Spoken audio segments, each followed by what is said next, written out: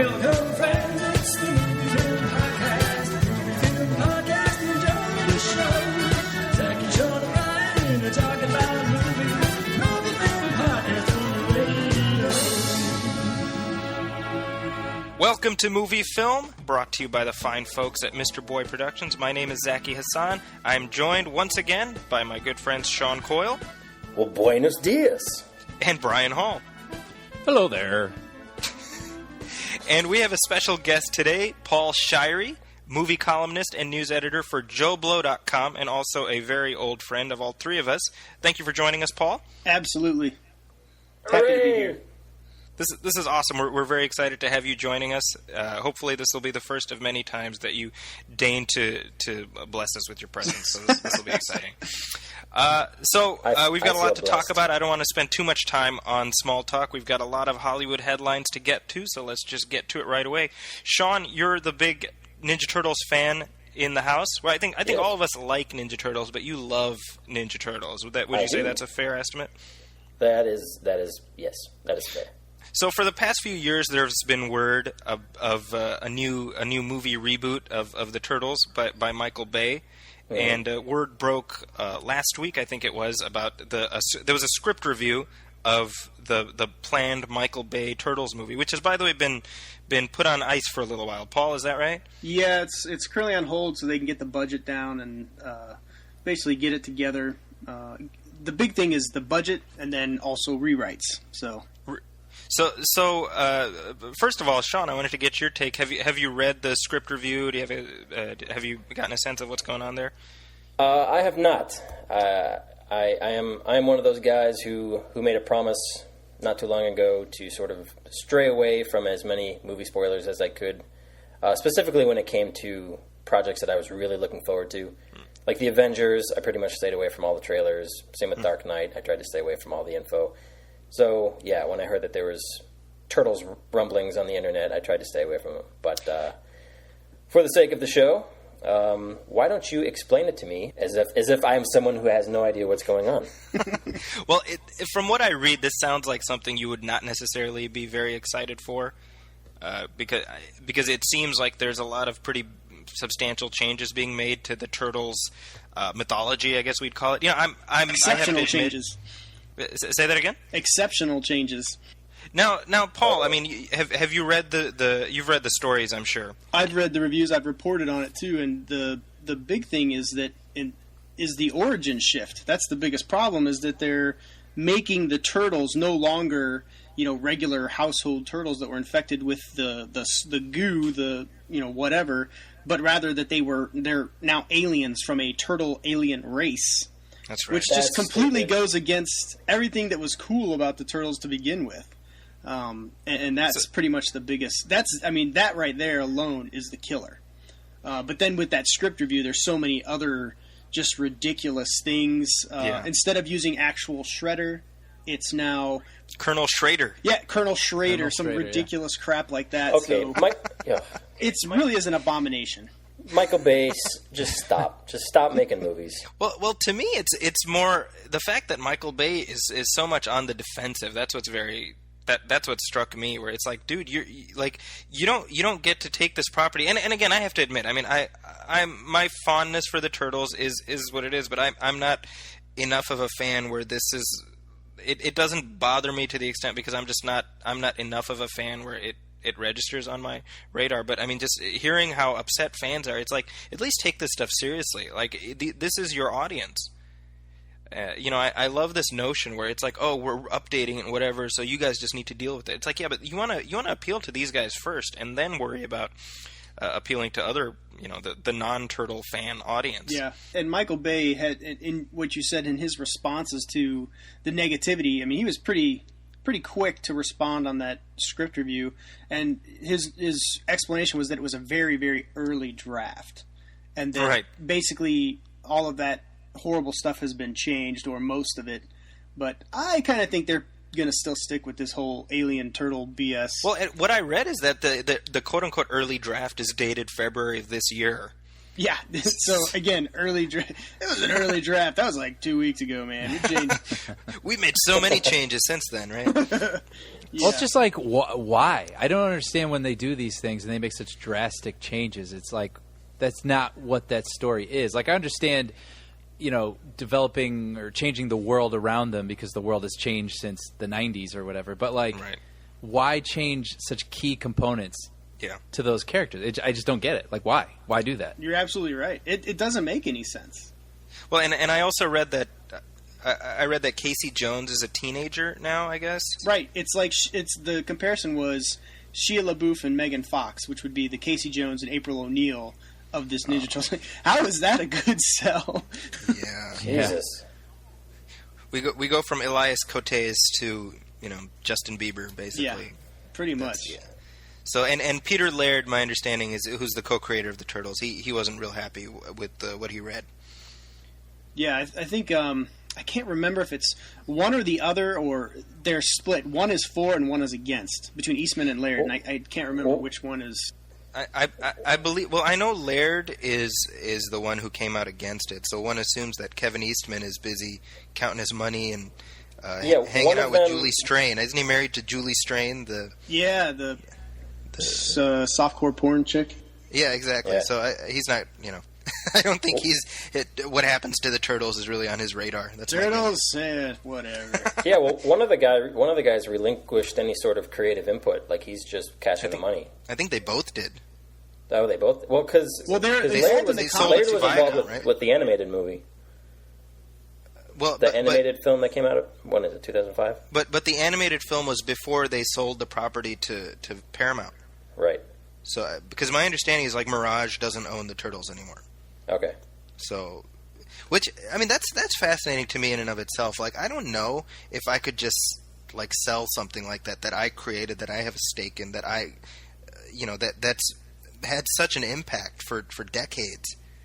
Yeah, until you open up a suitcase with millions of dollars. What do you say now?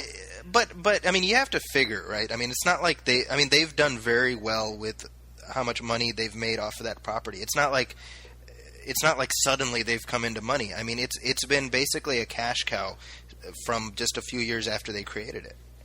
Yeah. I wonder how much they actually get, though, the creators. Yeah, that's probably worth looking into. I don't know, it's interesting. Yeah, Paul or Sean rather, you should check out some of the chatter that's been going on online. I immediately thought of you when I saw all the hubbub around that. I also, actually, speaking of Ninja Turtles, I saw that they're releasing the complete original series, the 80s series, in like a replica of the van, the party wagon. Yeah. Oh, interesting. And I was just like, like all rational thought left, and I was just like, I need to own this. It makes no sense. I'm picturing in my mind trying to justify that to my wife, where I'm like, look what I got. So I don't know how that would work, but it just looked so cool. And it lasted 10 seasons. Did you guys realize that? I had no idea. Oh, yeah. Good God. Yeah, really?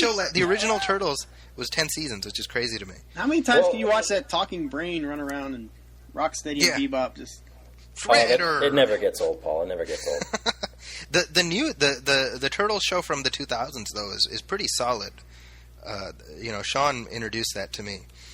And it's very good. I mean, it's pretty solid. It's up there with some of the better animated shows lately.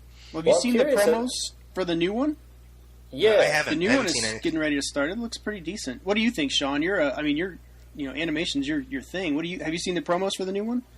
Yeah, I mean, it looks like video game animation, which is definitely going to appeal to a pretty wide audience. So I think they're playing it right. And so it's like video game animation mixed with like the kind of quirky anime, sort of over cartoony expressions, and yeah, it just looks very, very quirky and very funky and very cool. And it seems like the guys behind it are pretty smart in trying to sort of cater to what the kids are into these days. Yeah, the kids are into. Well, you have Michelangelo quoting Borat, or not Borat, but Ali G going "Booyakasha" on the promos. Yeah. I'm like, all these kids, I'm sure they're watching the Ali G show. Well, I mean, that's interesting, though. Like, I wonder how the new series is going to be affected by the movie, or vice versa. Because, like, what Disney and Marvel are doing, like, Marvel's killing the current Avengers show to make a new Avengers cartoon that ties in more closely to the movies. Oh, good such call. bullshit. You know what I mean? So Yeah, which is a shame, by the way, because we've talked about this before. That Avengers show is just amazing. I love it. Yeah, it's fantastic, and we'll talk about that a little bit more when we talk about the movie. But right. yeah, I was at the Target store last week, and I saw that they have the whole new range of Ninja Turtles toys tying in with this new show. Yeah. And I'm such a friggin' hypocrite because I was at Target with my kids, with my two older boys, and they're like, "Can we look at the toys?" And I'm like, "Yeah, of course. We're not buying anything though." And then I see the Ninja Turtles toys, and I just snaked up like 5 of them. and Hamza, my oldest, he's like, "Baba, why are you? What are you doing there?" And I'm like, "This is for me." This is an investment. Yeah, exactly. Well, exactly, right? I'm like, this is to, and I have no way to really justify it. And so I come back, and I'm like, oh, man, my wife's going to get mad at me. So I, literally, I left them outside the house. This is how and so I come in, and I forget now that I have, this little tattletale with me now. So I come inside, and I take all this stuff in, the milk and everything, and my wife's like, oh, did you get anything else? And I'm just like, oh, yeah, Baba got the Ninja Turtle toys. Yeah, they're outside. You're like Cousin Eddie in Vegas Vacation. Instead of burying money, you're burying action figures in your front yard. Yeah, exactly. I think Leonardo's buried over there. I've got a map right here, So moving on from the Turtles reboot, let's move on to some other big reboots that are going on. A big one in terms of just some new news breaking just earlier today is the RoboCop reboot, which I'll be honest, I have mixed feelings about. You guys know I'm a huge fan of the original, the Paul Verhoeven RoboCop from '87, and they've got this reboot coming up, which I don't know what to make of it, because we saw there was a review that came out a few weeks ago from Drew Moriarty, who was fairly critical of it, but there was another review that came out earlier today, as a matter of fact, and we're recording, by the way, on September 5th. That was fairly positive. So, and they've got a great cast lined up. They've got Gary Oldman in there, and Sam Jackson, and most recent addition is Michael Keaton, and of course Joel Kinnaman is playing RoboCop. What do you guys think about the RoboCop reboot? And Paul, I'll start with you because I'm sure you probably have the most recent info about that. Well, I'm like you, man. I mean, you can't beat Verhoeven's version. There's just no possible way. But I hate remakes. I know we'll talk about Total Recall later. I have plenty to say on that. But it's just so unnecessary. Yet, based on what I read today, if that script review is accurate, actually sounds pretty cool. Now, I'm not saying I'm for the reboot, but the details that were put in there, there's and I'll just mention this. The one sequence that kind of caught my attention was they're trying to portray to the public after they've made RoboCop. You're right. The public that, oh, hey, he's still a man, and he's going to be with his wife, what have you. But it turns out the organization, they're just trying to screw him over, and in order to get the wife to basically kind of run away and for them to kind of face what he is at that point, they strip away all of his armor and everything to show what's really left of his humanity, which, kind of scares him and her, and she ends up running off. And I just kind of imagine that sequence on film of, RoboCop being stripped bare and be like, look, man, this is what you got. You have a head and part of a torso and a couple organs. You're not even a man anymore. Yeah. And I was like, man, that's kind of cool. Yeah. That was my thought, too, when I read that, yeah. Yeah, and they kind of tinkered with that in Verhoeven's version, but, that was kind of more the satire violence, which I love, and that's what Verhoeven excels at. But I think this could be a more sobering look at it. But if they go PG-13, I'm telling you right now, it's going to suffer. Oh, boy. Based on what I read today, it sounds like, man, if they could really take this into some dark territory that would set it apart from RoboCop, the original. Who's directing the new one? Jose Padilla I can't. Padilla, yeah. He did Elite Force, which is a Brazilian film, I believe. Oh, which is supposed to be amazing. Yeah, I mean, he sounds like he knows what he's doing. I mean, he's no hack that they just lined up. Well, that's also interesting because of that the leaked phone conversations between him and. That's right. I can't remember his name. The other director, friend of his. That's right. His name escapes me right now, but. Saying that basically Padilla was kind of venting to him, saying, It's hell. Yeah, this is hell, and the studio. Every 10 ideas I put up, 9 of them are shot down, and that kind of thing. So, and then now he's playing damage control. Like, oh no, man, that's. Yeah. I am very excited to be doing this. He's just like RoboCop in front of the microphones. I'm very right. excited to be making this movie. He basically released like a hostage video, to say he's on board with it. Yeah, my thing about, I get it. Like, I get the fact that this is MGM, and MGM has like 3 properties basically. They have and they're James remaking Bond. them all. James Bond. Yeah, they got James Bond, Hobbit, and RoboCop basically. So I get why they're digging this out, but. My feeling with remakes or sequels, any of this stuff. I mean, you recognize, well, this is not show art, it's show business. So obviously, if there's money to be made, But I'm kind of like, if you make it different enough that it can reasonably be its own thing that stands separately, I'm totally okay with that. So I'm kind of taking a wait and see. I mean, I've been very surprised pleasantly by remakes. I thought the Karate Kid remake was very good. Which I was 100% against that when I first heard about it. So I was the same way on that one. Yeah, I was so against it, but then I saw it and I was like, man, I gotta admit that was actually pretty good.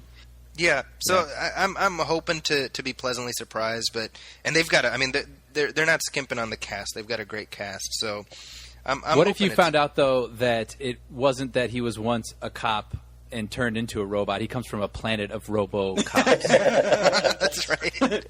Would you be okay with that? Alien RoboCops. And he's designed by a teenager. And he has a shell. Yeah. And he says "booyakasha" a lot. From your mouth to Michael Bay's ears. Like once Michael Bay gets involved, he's like brilliant.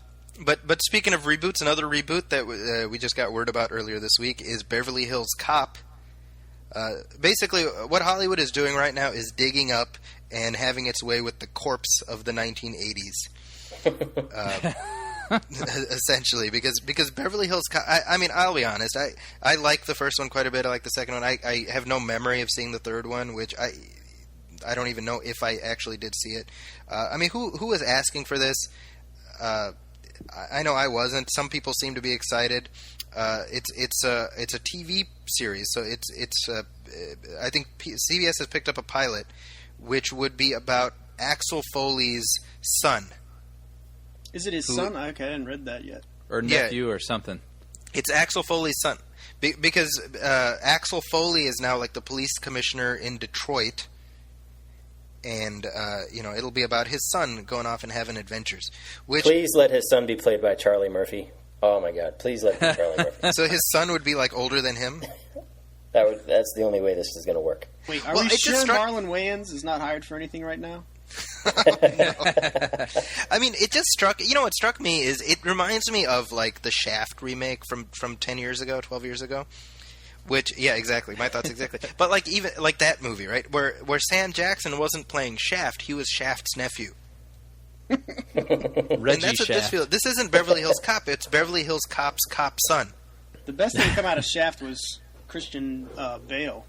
Christian Bale, and I thought Jeffrey Wright, right? Is that his name? He was in there too, but Christian Bale was the requisite bad white guy, as per John Singleton film. Well, he was basically doing his American Psycho character essentially. He had the same kind of preppy, yuppie. Yeah, very yuppie, similar. I guess he would be. Yeah, I've only seen that movie the one time, and that's another one where I have really no recollection of it. But it's kind of the same thing where it's like you're cashing in on this. Like, you want it to be a reboot, but it's also a sequel. Like, I don't know. That stuff always bugs me. It's all about franchising these days, man. Nobody wants to make just one movie. It's not about that anymore. And that was one of my columns was enough with the trilogies. Like, it's enough just with the getting trilogies, old, exactly. man. Like, everything has to be. It can't just be one good film. It's like, hey, let's make one good film and see what happens. It's like, all right, let's plan this out, boys. Let's set out a 10-year plan. It's like, dude, really? How about just one movie? Start at the beginning. I mean, it reminds me of back in the early '90s when they made The Fugitive. If The Fugitive was made today, they would have already gone in with like the whole trilogy mapped out. And at the time, that was to his credit, Harrison Ford was like, let's make one movie. Let's make a good movie. Because they were rewriting that movie as they were making it. and so they had no concrete ending. And that was the whole thing. They kept coming back with like, oh, we got to leave it open for the sequel. And Harrison Ford was like, look, I'm not going to do a sequel, so let's just finish the movie. So they decided to freeze him in carbonite. That's exactly. And maybe he'll they didn't know back, if he'd maybe come he back. Well, there's like a famous story where Joe Pantoliano, who's in that movie as Cosmo Renfro, one of the U.S. Marshals who works for Tommy Lee Jones. There's a famous. He told this story several times where they were filming the climactic scene of The Fugitive is set in the laundry room of this hotel, and Joe Pantoliano basically was, as they were making the movie, he kept bugging the director, Andrew Davis, and saying, make sure my character doesn't get killed off, because, if they do another one, I want to come back, this could be a great character. And so the director assured him, no, we're not going to kill him off. And so they're scripting the movie as they're filming it. So they're scripting the final showdown scene, and basically what happens to his character is that the bad guy, who's played by Yaron Crabbe, or whatever his name is, he flings like a beam, like a metal beam at his head, right? So he gets clocked right on the head, and he gets knocked out. So in the script, Joey Pants, he gets the page, and it says, Cosmo gets hit with the beam, Cosmo is dead. And he's like, what the hell is this? And so he goes to the director, and the director says, well, Harrison Ford was like, well, if he got hit with the beam like that, he would be dead. And so he, at this point, he's very frustrated because he wants to stay alive. So they're basically they're filming the wide shot where Joey Pants is like collapsed on the ground, and there's Harrison Ford standing next to him. And as they're doing the wide shot, he keeps like moving around, like groaning, as a way to stay alive. And so, between setups, Harrison Ford is kind of laughing, and Joey Pants is like, what are you laughing at? He says, well, if you got hit with the thing, you'd be dead. And he says, yeah, but Harrison, what about the sequel? and Harrison Ford says, well, there's not going to be a sequel because I'm not going to do one. And Joey Pants says, well, then we'll just pay some other asshole $20 million and chase him through the woods. Which is what they did. That Which is exactly what happened. Snipes. Yeah, they probably didn't like, pay him count me $20 million because... but whatever they paid him, he didn't pay taxes on it, which is why he's in jail right now. So. Yeah. But in addition to the reboot news, obviously another big piece of news this week, and this is just a few days ago, is that Michael Clark Duncan passed away, which he was 54, which is crazy young. And I hate saying this, but once I found out that his fiance was Omarosa, oh my god, it's crazy, isn't it? Yeah, I was like, oh well, geez, now we know what did it, which. Which I thought it was funny, but nobody else did. So. Oh man, that's terrible. But she is a crazy bitch, so I don't know. What else. Well, he woke up and he was like, "I'm engaged to Omarosa. How did this happen?" It was so much better where I was before. Yeah, he said, "Take my hand, boss." But actually, to that point, Green Mile was kind of the movie where he broke out, and just before Green Mile, he did Armageddon, which was I think that was his first movie. I think Armageddon came after Green Mile. Yeah. No, Armageddon was 98. Green Mile was 99. I don't think so.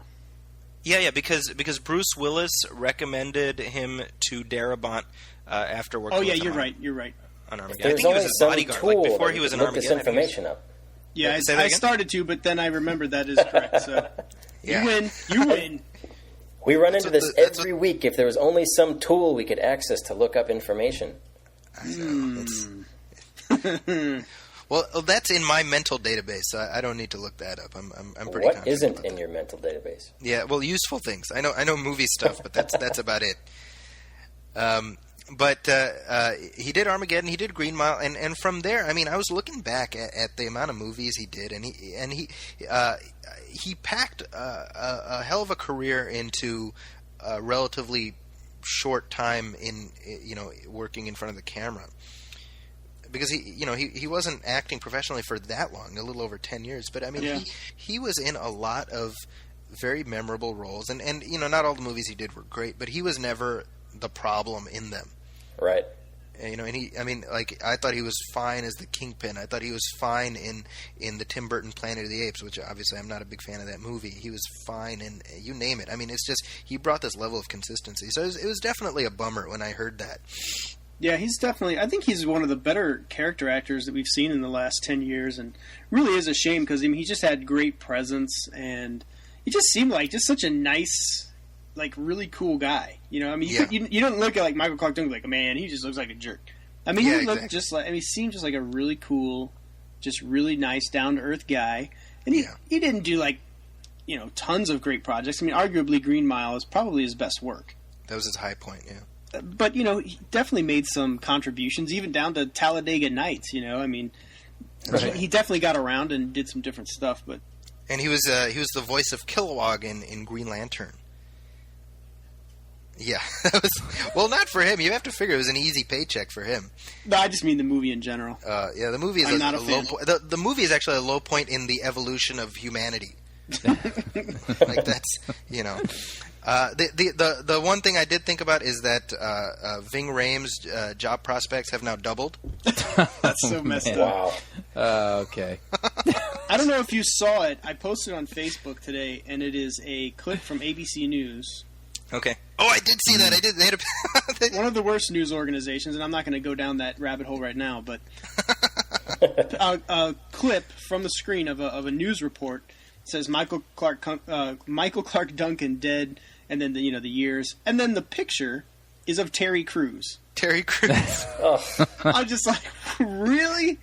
Because there's like 3 bald black guys in Hollywood. It's just so. Yeah, I mean, it's just so sad. Yeah, I did see that. I saw that on your page, in fact. So I had to share it. I mean, I figured at least 3 people would enjoy seeing that. That was a little bit of a whoops on their part. Hey, Sean. Yeah. Sean, do you remember seeing him in the grocery store when we lived in Woodland Hills? Oh, yeah. Yeah, I remember seeing him all the time in there, and he was always chatting with people. Seemed like a really friendly guy. Yeah, I was just going to say, less than 3 months ago, I saw him on walking around on the Disney lot, and when you're working on a studio a lot, it's actually rare that people will come up and bother the actors, because everybody's there working essentially. Yeah. But yeah, it's just something about him and his presence, like he was just drawing people to him, and very, very cool with everybody. Well, it strikes me, somebody like him who got his success relatively late in life. I mean, relatively, they tend to appreciate it more, right? Yeah, and be, I mean, you see the same thing with a George Clooney, for example, who recognizes, look, there's like a crappy life out there that I do not have anymore because of this success, right? And somebody like Michael Clark Duncan, who just worked so consistently, and who potentially would have continued to just always have work because he filled a fairly unique niche as far as character actors go. I mean, compare that to I think I've said this before, but every time I read a new interview with Shia LaBeouf, I'm just like, God, this guy sounds like the biggest douchebag of all time. Oh, how he's giving up blockbuster movies, right? Yeah. Well, so I read that he, for his new movie, which is called Nymphomaniac or something, he submitted a sex tape of him and his girlfriend to the director. Really? I hadn't heard that. Yeah, I read that. Who does that? Like, what normal human being does that? I don't know. Weird people. It's just very strange, so I always juxtapose that, people who are humble and just have a sense of the amazing good fortune that's just dropped into their lap, as opposed to being a douchebag who acted on some crappy Disney sitcom in the cradle and never stopped working from there. There's a real divergence there. But moving on from Michael Clark Duncan, I wanted to go back, and this recording comes just after Labor Day, which is of course the traditional end of summer. So what better time to look back and assess my personal favorite movie-going season of the year? I don't know how you guys feel, but I love summer movies. Hooray! I love watching movies all year round, but there's something about I'm always excited for the first week of May when we have the blockbusters roll out, and I'm always I went to Columbia College, which is a film school in Chicago, and over there you had your what was that? I was just, Chicago. Yes, yeah. Woo indeed. Woo. And over there you have your fair share of pretentious types who are like, no man, I want to make films. I've never heard anybody say that ever. Yeah, never. I want to make films. I'll be a filmmaker. Which just always, I'm like, you know what? That's something that you can say when you're going to an elite private school that your parents are paying for, and you don't have to worry about rent and everything else. But I mean, to me, this is a business first and foremost. So it's like, how great can you?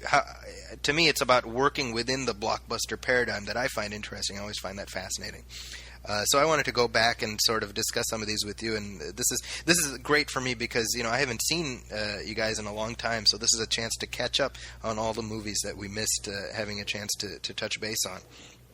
So right up top, let's talk about the biggest hit of the year that happened right up front, the Avengers.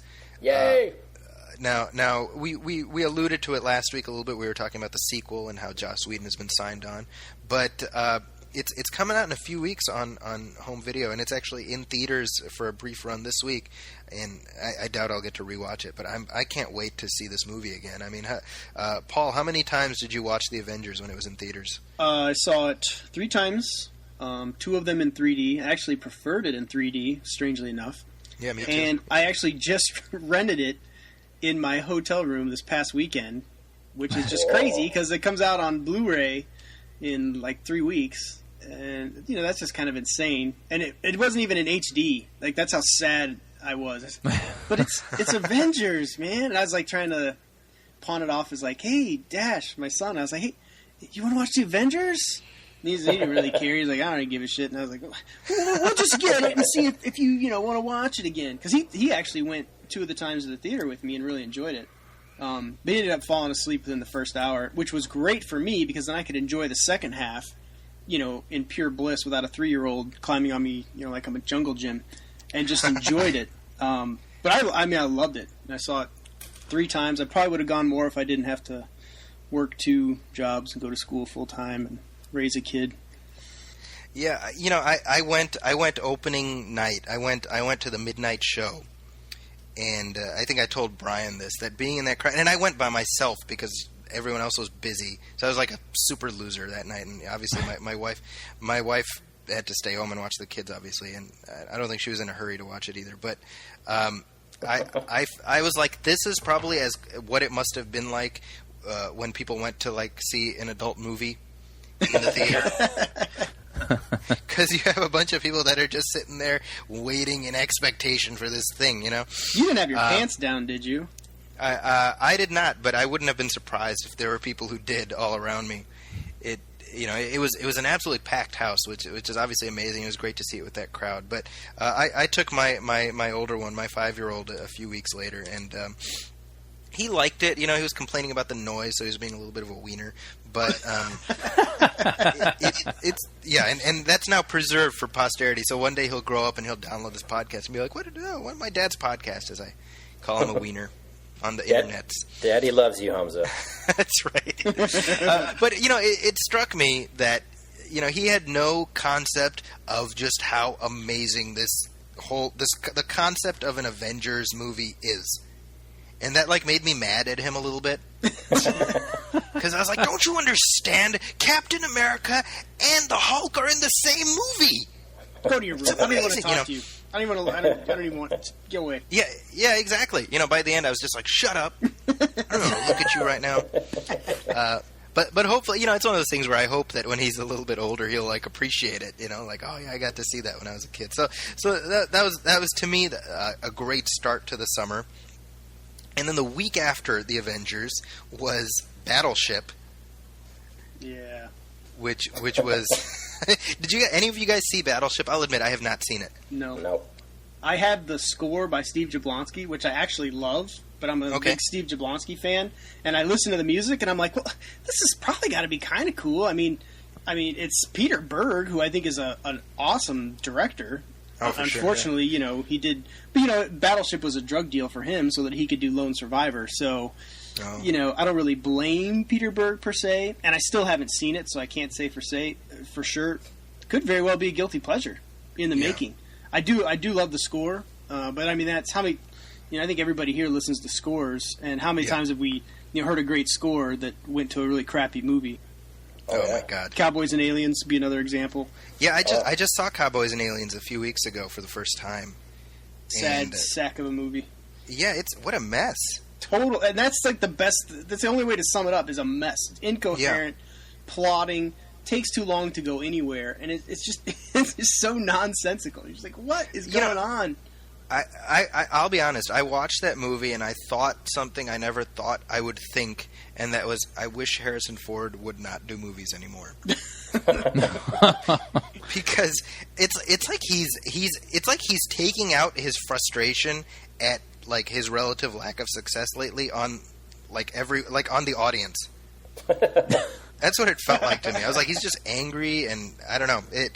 I will say though that I'm continually in awe of Daniel Craig's American accent, which I think is just absolutely flawless. It's amazing.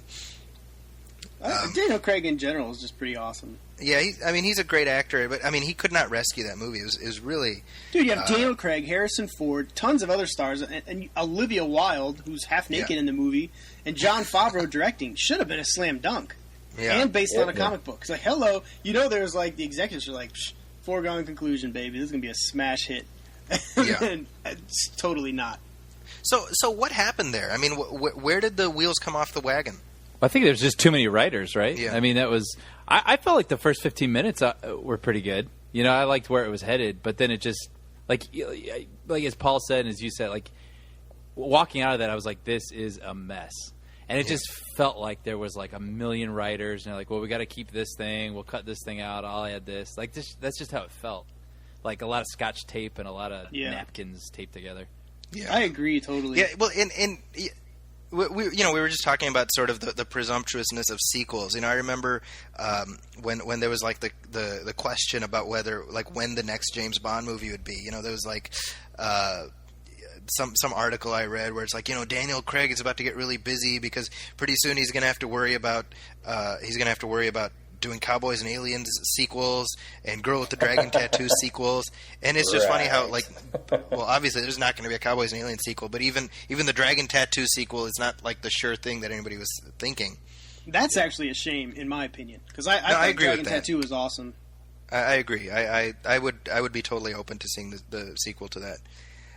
But it's the whole putting the cart before the horse thing, with these sequels. But after Battleship, which seems none of us saw, and I will say this about Battleship, that was the second sort of catastrophic flop this year, starring poor Taylor Kitsch after John Carter. Right.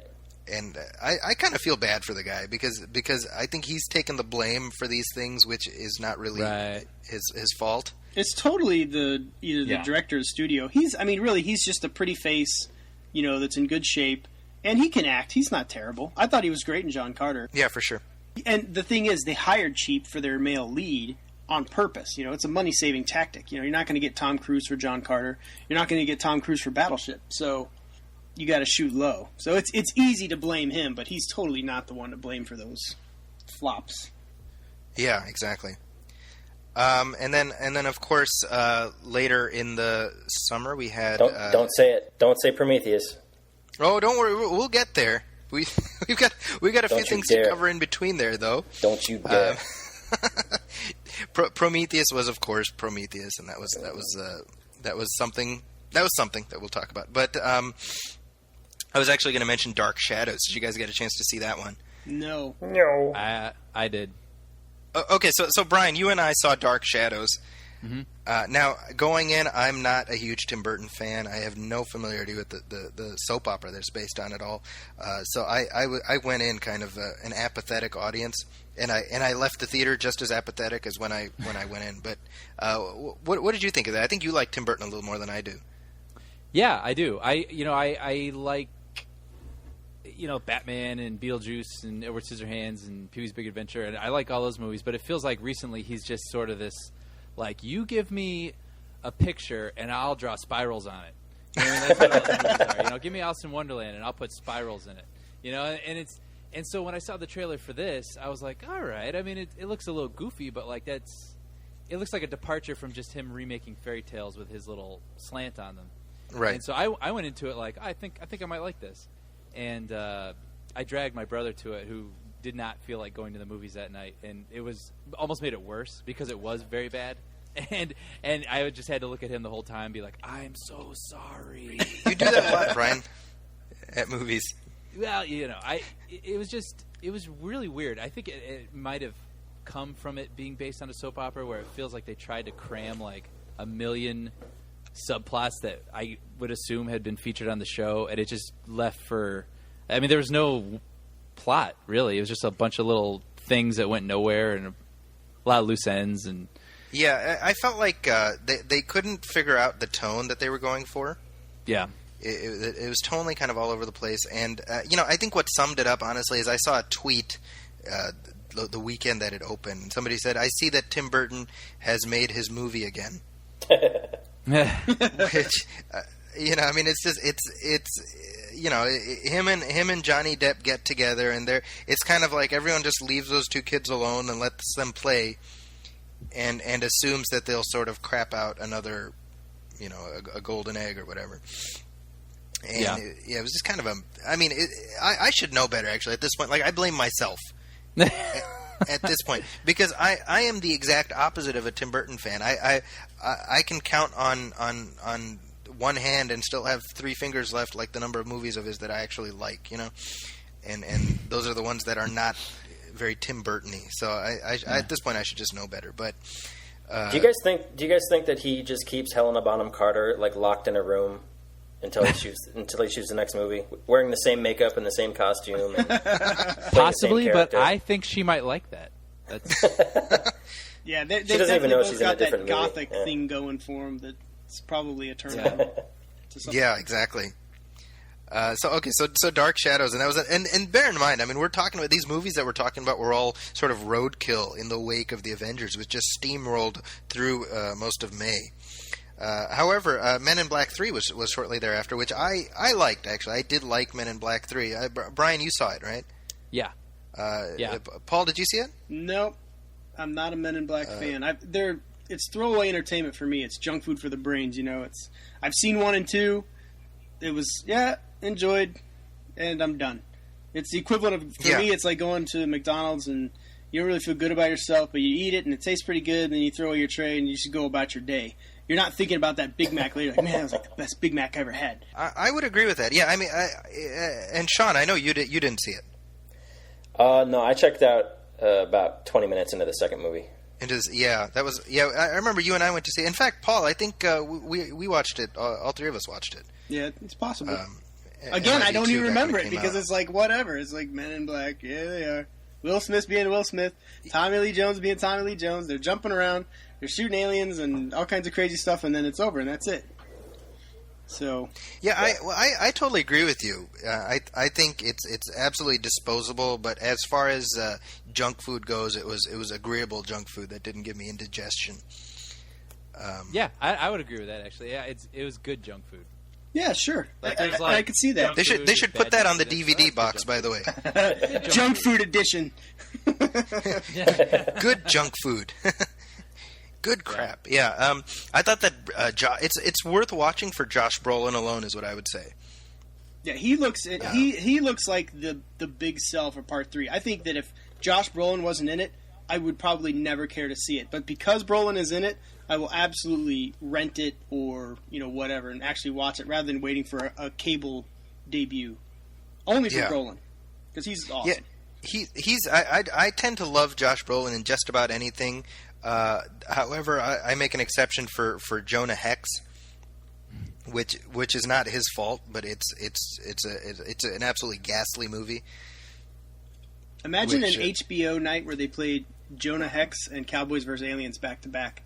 Oh man, that'd be pretty torturous. You'd see an uptick in suicides that night. I think the CIA uses those movies for interrogation instead of waterboarding now. For psyops, yeah. But Brolin is fantastic, and he's as good in the movie as Tommy Lee Jones is completely bored in the movie. Well, doesn't Tommy Lee Jones basically take a back seat? Like he's disappears from the movie for a good chunk. Yeah, he's in it for 15 minutes. Yeah, he could have shot his stuff in a week. Yeah, I mean, I think they shot him completely separately, and they just matted him in later. Because he shows up. He's like, "Hey, Slick, how you doing?" Hey, y'all, you know. I'm willing to bet they probably could have just spliced footage from 1 and 2 into it, and nobody would know the difference. Nobody would notice. I mean, the guy, like, he just got to a certain age and stopped aging, but he stopped at, like, old. And there's just nowhere else to go. Well, it's funny because my understanding is that, I mean, they basically had to back a Brinks truck up to his house to get him to do the third one for what's essentially a glorified walk-on. And I'm kind of like, Tommy, like, what do you have going on? Like, just, like, you know. He's got Meryl Streep movies, man. Yeah, exactly. Right. Yeah, exactly. You know, which, by the way, I hear that's a pretty good movie, Hope Springs. I haven't seen that yet, but I'll probably never see it. That's great. I can't wait to hear what you think about That's it. probably the screener the Editors Guild is going to send you, Sean. The one screener. Yeah. Bastards. So we had Men in Black, and then after that, of course, another pretty big movie this year was Snow White and the Huntsman, which caused a lot of distress for a bereaved Twilight fan, which we talked about a few weeks ago. Paul, I think you're the only one among us who's seen Snow White and the Huntsman, so you're going to have to give us the lowdown on that. What's your take on that? All right, here's the deal with Snow White.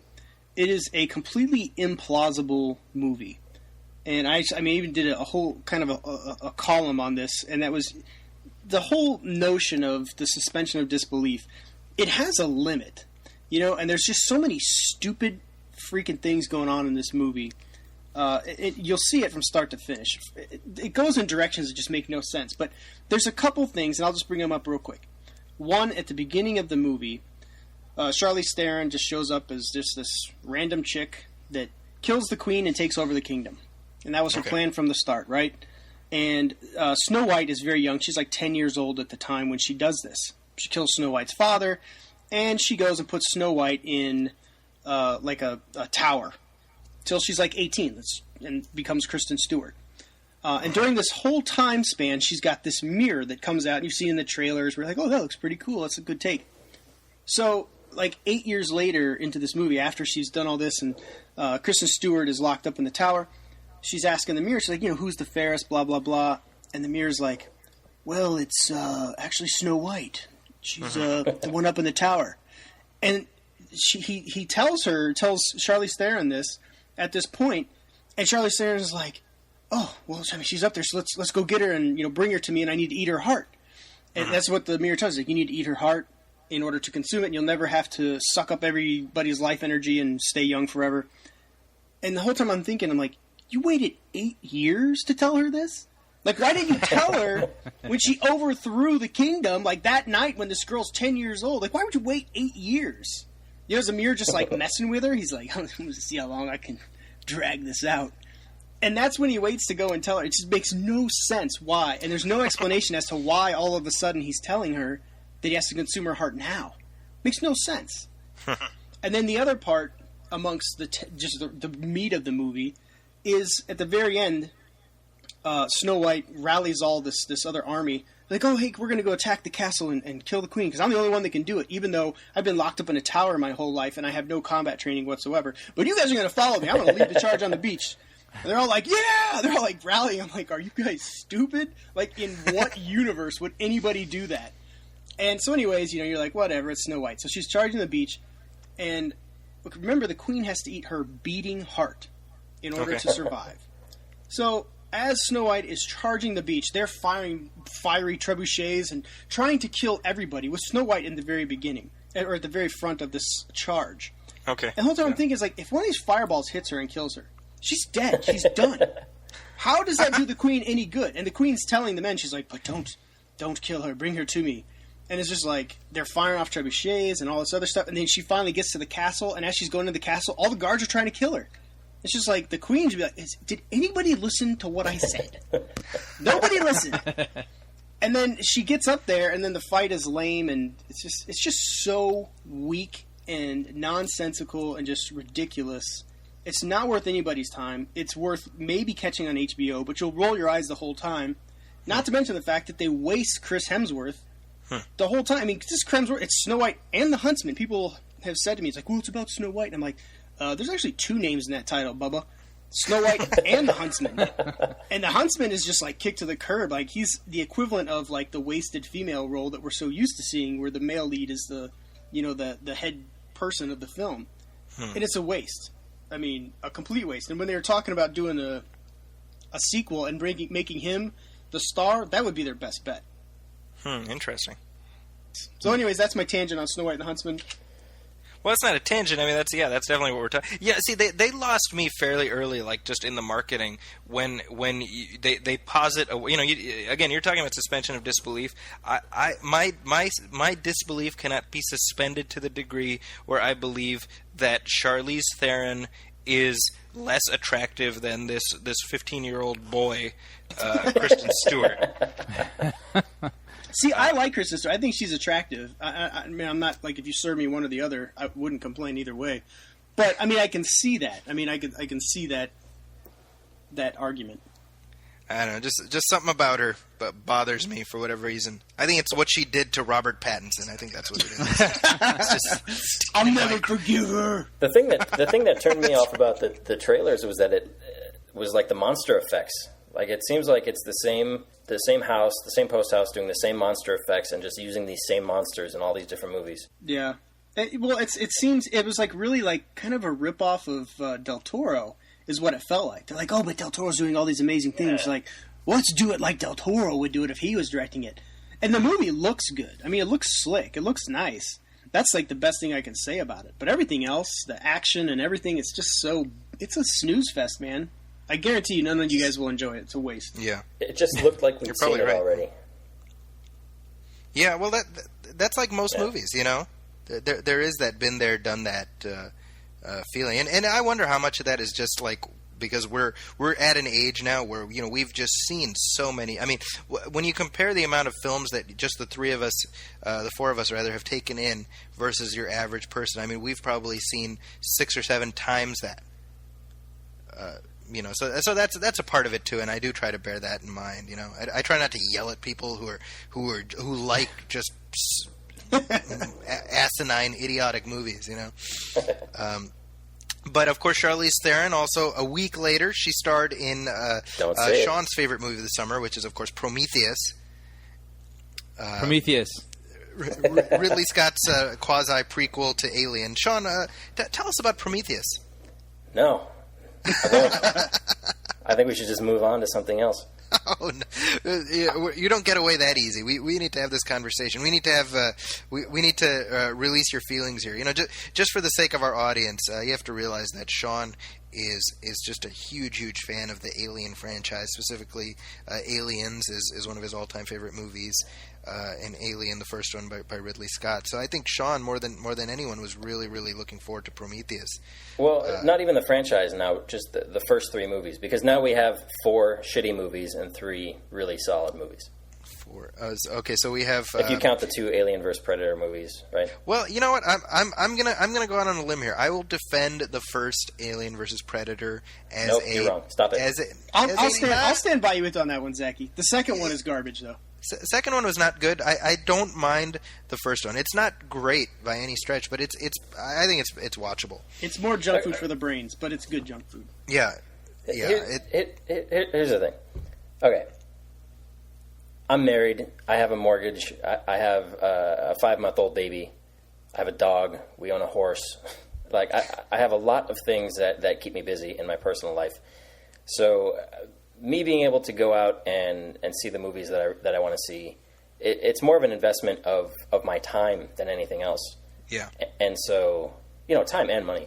But like to go, I was so stoked, and God bless Brian and Chad for seeing it again. But I was so stoked. Like when Avengers was coming out, I made plans like 3 weeks ahead of time. Like, okay, this Saturday I'm going to go see this show. I'm going to meet the guys at the theaters. And we did the same thing for Prometheus. It was like, all right, I'm going to see it at this time, at this theater. Like, you know, made my plans 2 weeks ahead of time so that everything with the baby, everything was fine, like, whatever. And then, like, I'd say I loved maybe the first 20 seconds of the movie. Just beautiful shots of Iceland or Scotland or wherever the hell they went on location to shoot this stuff. It's just breathtaking. Yeah. But then you get to this weird, bald, blue guy standing on top of a mountain. And you're just kind of like, what? And he drinks this stuff, and then he disintegrates and falls into the water, and you're like, that was weird, but whatever, it's the beginning of the movie. And then you're on the ship, and you don't really like anybody, and you don't believe anybody's a scientist, and then nothing they do is making any sense, and you don't feel bad for what happens to these people because they're so stupid anyway. It's like, of course you don't touch the long, scary, weird worm thing sticking out of the black goo. I'm hot and cold with Prometheus. I saw it twice. The first time I saw it, I'll say I loved it. I thought it was great. And then I gave it some thought. I thought about some more, and I was like, I need to go see it again. So I saw it again, and that's when we got into that whole suspension of disbelief. But not only that, but just the credibility of the characters. These scientists are about the dumbest schmucks Yes. in the universe. Oh, and yeah, to for think sure. that like that kind of expedition that would cost that much money to send these guys to another planet to be our ambassadors of humanity is like sad. I mean, these are the worst scientists that Earth has to offer. They get like, hey, check it out on this reading. We can breathe this air. Oh, take your helmet off, man. Let's breathe it. Never mind, like, the particles that could be infected in the air. Or the fact that you're on an alien planet. Yeah. The readings are good, though. Yeah, man. The fact that they land the ship, like, the second that it touches, Prometheus has landed. All right, we're going out. Yeah, Whoa, let's whoa, check whoa. it out, yeah. We need to take, like, some readings and shit, and, like, see what's going on out there. Like, no, man, just... And the fact that they land right near the structure immediately upon getting in the atmosphere, like, there's a structure, we landed, everything's working out. It was just like, everything was just so convenient for these guys, and then they were just so conveniently stupid. Yeah. And as Sean said, like, lived up to the stereotypes. Now, having said all that, and the fact that there's, like, plenty of more stupidity going throughout the movie, I still enjoyed the flick. I enjoyed the mythology. It was completely ambiguous. Damon Lindelof's story is just, it's so out there, and it brings up so many questions that go beyond the typical alien universe. And I enjoyed that aspect. And I know it pissed a lot of people off, including, well, I don't know if that aspect pissed you off, Sean, but probably lots of other things. But I enjoyed that aspect. Every single character-defining obstacle is just swept under the rug rather than built upon. Like, we don't care about any of these characters. It's like the one guy gets infected, and 2 minutes later he's torched with a flamethrower. Well, and he was an asshole anyways. I mean, he was... Yeah, he didn't really care about him anyway, yeah. Yeah, but to that point, though, I mean, and of course, what happened? He's infected because of David, who's the Michael Fassbender character, who we never get a clear sense of. I mean, what his deal is, or why we don't get a clear sense of anything in this movie. Yeah. Well, and here's the thing. I'm all about ambiguity. I mean, I'm not somebody who needs everything spelled out, but I feel like there's a very thin line between being ambiguous and just being sort of sloppy. Yeah, well, and Lindelof was definitely sloppy in his ambiguity. Absolutely. Yeah. And you can't do that if you're doing it in a universe that's already been established. Yeah, I agree with that. Yeah. There's a basis there for a really cool sci-fi story about let's go find where life began, and like we think we figured it out, and all hell breaks loose and whatever. Like, you can't, like, that story doesn't fit in the alien universe to me. Yeah, I agree with you, Sean. And I don't know why they tried to fit everything together and make and connect all the dots that didn't need connecting. Like, my thing was just do one or the other. Yeah. Do a monster movie, or do like an existential, philosophical beginning of humankind, space exploration, 2001 kind of thing. Well, here's what I think. They've been talking about doing an Alien prequel for many, many years now. And Ridley Scott had even said in interviews, like, I want to see, where the space jockey came from, which is, of course, the engineer. Right, which we learn in this one is the engineer, and they find the remains of that creature in the first Alien movie. But I rewatched the whole Alien cycle, and I did retro reviews of the whole series. I posted them on my website just before Prometheus came out, and it struck me I wasn't particularly interested in that. I don't know who else was really. Nobody. I don't think anybody's like, but where did that guy come from? Because it's a mechanism of the plot. Like, we get it. That's not important. What's important is what they find in the hold. Well, the xenomorphs definitely, they're played up so much so that they completely eclipse any thought pattern about the engineer in the first Alien. At that point, you're like, well, who cares about that? Like, look at this crazy creature that blood is acid, and he's got, you know, 2 fangs and all his other crap. You know, you're more invested in that at the time. And by the time Aliens rolls around, you know, Jim Cameron, you know, lays on the gut punch of that, you know, flick, which is, you know, what, a classic action sci-fi film. It's like, by the time that's over, you're not thinking, you know, whatever happened to that guy on that one spaceship in the first film? You're not thinking about that. You're like, man, hope Hicks lives in part 3. Yeah, which you were in for disappointment if that's what you went in with. There's a couple of things. Yeah, I number one, I totally agree with Sean that like it took the mythology in a direction that it didn't really need to go. But I would have been okay with that. I actually would have been fine with that if it presented whatever it presented in a sort of a satisfactory way, as opposed to, again, the sort of the presumptuousness of, oh, but watch part 2. Or watch the Prometheus trilogy or whatever it's going to be. You know, it's like, to me, again, it's like, give us something. You know, Alien, the first one wasn't made with the idea of becoming a franchise. They just made a kick-ass movie that was good enough to spawn sequels. And I'm like, whatever happened to that, you know?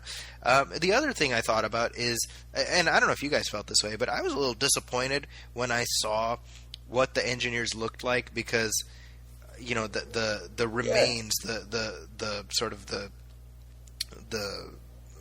hardened remains that we see in Alien make you picture kind of a creature that's going to look a little bit different than sort of a big white, basically Dr. Manhattan. Yeah, yeah, true. And I was a little bit. I mean, I was a little disappointed by that. Yeah, it was just to me, it was definitely the stupidity of the characters. And you guys didn't bring this up, but the stupid scientist guys who they're inside the urn chamber or whatever, and this little snake-looking thing comes out. And so Brainstorm Let's over here, touch it. Yeah, he's like, come here, little fella. You know, he's the same guy that was, you know, scared shitless before and runs away. And then all of a sudden, exactly. Oh, wait a second, I forgot I'm a biologist. I should like this stuff. Oh yeah, convenient. And something horrific happens to him, and you don't even feel bad because, like, well, when you do something stupid, like I wouldn't do something like that in the streets of Fremont here in the Bay Area, where hey, random creature. Let me touch you, you know? And the fact that it's really not ambiguous when you have the director of the movie, when you have Ridley Scott saying, yeah, the movie's basically about alien Jesus. We killed alien Jesus and they want revenge on us. I'm like, seriously? That's your Alien prequel? We killed alien Jesus? that should have been the title of the movie, actually. We killed alien Jesus. Alien Jesus. It's Crystal Skull all over again. Spaceships and the Ark of the Covenant and the Holy Grail do not exist in the same universe. I'm sorry. Right. So Alien Jesus and Xenomorphs do not, and by extension, the Predator. And I think this was an example. We always gripe about too much studio input. I think this was an example of the clout of Damon Lindelof and Ridley Scott. Like, I don't think there was anybody there to reel them in and be like, really, guys? This is the story you want to tell? Okay. That's possible, yeah. It's definitely possible. Not enough input. One thing I did want to touch on with you, actually, Brian, we haven't really gotten your take on Prometheus. I'm pretty close to what Paul said, actually. Like, the first time I saw it, I was like, when the credits started rolling, I was like, that was pretty cool. And then I went online and read a lot of things, and I talked about it with a lot of people, and the consensus I was reaching after one viewing was, you know, it's not what I would have chosen for that movie, but it was a pretty cool experience. Yeah. And then I saw it a second time with Sean, and it was like, you know, holes that I was already aware of just seemed even bigger, and there's just way too many questions for me to say that I liked it. Yeah. But at the same time, both times I didn't mind watching it. Yeah. You know what I mean? Because it looks great, and it sounds great, and the performances are fine, but like it doesn't make any sense. Yeah. Well, one thing to that point, one last point on Prometheus I wanted to touch on was sort of the very end, the coda of the movie is where we see what we assume, I guess, is supposed to be kind of the progenitor of the alien creature erupt from a body of one of the engineers. You guys know what I'm talking about. Yeah. And you know, I'll be honest, that made me angrier than anything in the movie. Yeah. Because it made not one lick of sense. because the implication is, I suppose, that this is kind of the forebear of the Alien, but this movie is set about 30 years before Alien, and the ship that they find on Alien is obviously on a different planet. We established that, but it's also been on that planet for thousands of years. So it just seemed like this very random, arbitrary thing where you just throw that in there to be like, oh look, see, it's part of that universe, right? But I was like, well, if your goal is not to like ruin Alien, because that was Damon Lindelof's whole thing, like because he ragged on the Star Wars prequels, and I would say rightly so, where he's like, how are you going to make 3 movies that basically ruin the greatest twist in movie history, which is of course I Am Your Father, right? And his whole point was he wanted to preserve the surprises of Alien, which is when it comes out of John Hurt's chest, right? And so then why would you put that in there, which is essentially that's the twist of Alien, but it's right there. And that bugged me more than anything, because it was so ass backwards. It was just absolutely topsy-turvy, completely at cross purposes of whatever they're trying to accomplish with this movie. I don't know. Had they not shown that part, I probably would not have liked it as much as I did. So I'm of the opposite. And why is that, Paul? Well, because it does tie it. Because it was kind of like when that part was happening at the end, for me, like my blood was pumping. I was like, all right, cool. Like this is kind of like where they finally sell it. Because up until that point, the movie really had nothing. Like, I mean, it had like little bits of that, the mythology dropped in there. But then you just got like this sneak peek of what could be or what may be. And again, that's just me enjoying the ambiguity of it. But I can totally see anybody's point where it just didn't vibe with them. It did for me, but I can totally see it from everybody else's, anybody else's perspective that was like, yeah, it just didn't work for me. So this is one of those ones. I think it's always going to be kind of a black sheep in that sense that, certain people are going to love it, some certain people are going to hate it, and then certain people are just going to kind of like aspects and then, dislike it. It's never going to be black and white. I don't think. Yeah. I mean, it's just kind of it'll always be black and white. Well, and I think that gets to a common trend in a lot of the big summer movies this year, is that they're very divisive in a way I haven't seen in a while, where you saw a real polarization where people really liked them a lot or people absolutely disliked them. And then there was a big range in between there. The next big movie, obviously, was Amazing Spider-Man, which I think I liked a lot more than you did, Paul, I believe. And Brian, you didn't see it. I did see it. Oh, you did see it? I did. Oh, okay. I want to hear what Brian has to say before. I don't want to say anything. I want to hear what some other peeps have to say. I know what you think, Zaki, and I know what I think. Yeah, Brian, your thoughts on The Amazing Spider-Man? I'd give Spider-Man 2 meh and a whatevs. 2 mess. That's great. And I saw it like a month after it came out, and I sort of had already heard, that people were sort of split on it. Some people really liked it, some people didn't.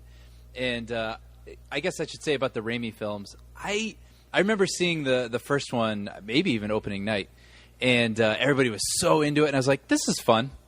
Like that's how I've always felt about those first movies. It's like, these are cool, but that's about it. And so anyway, going to this, I didn't have a whole lot invested in it. I was just ready to sort of enjoy it. And I don't know, like in the middle, I could have left and not really cared what happened.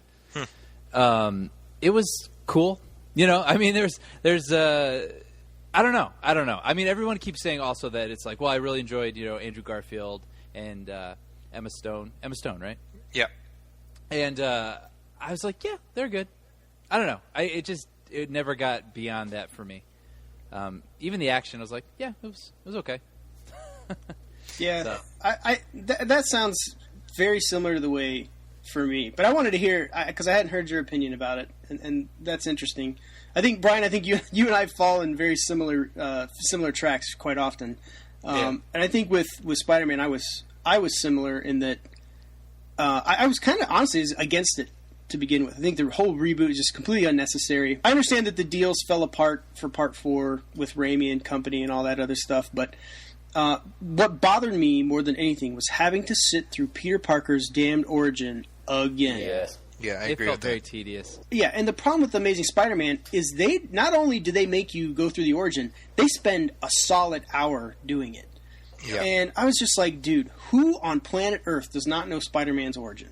Totally agree. I mean, do we need an hour's worth? And then do we really need to change it up and kind of sexy it up a little bit more for audiences, I think they get it.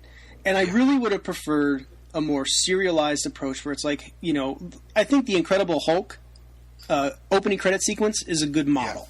Let's sum it up. Yeah. This is how he became Spider-Man. Let's get to Spider-Man. I took my son, who loves Spider-Man, and he fell asleep. And who could blame him? I mean, he's sitting around waiting for Spider-Man to come out, and here's this kid, like, brooding and walking in the shadows and, you know, going to the Oscorp and talking to a dude with one arm in a lab coat. It's like, nothing is happening here.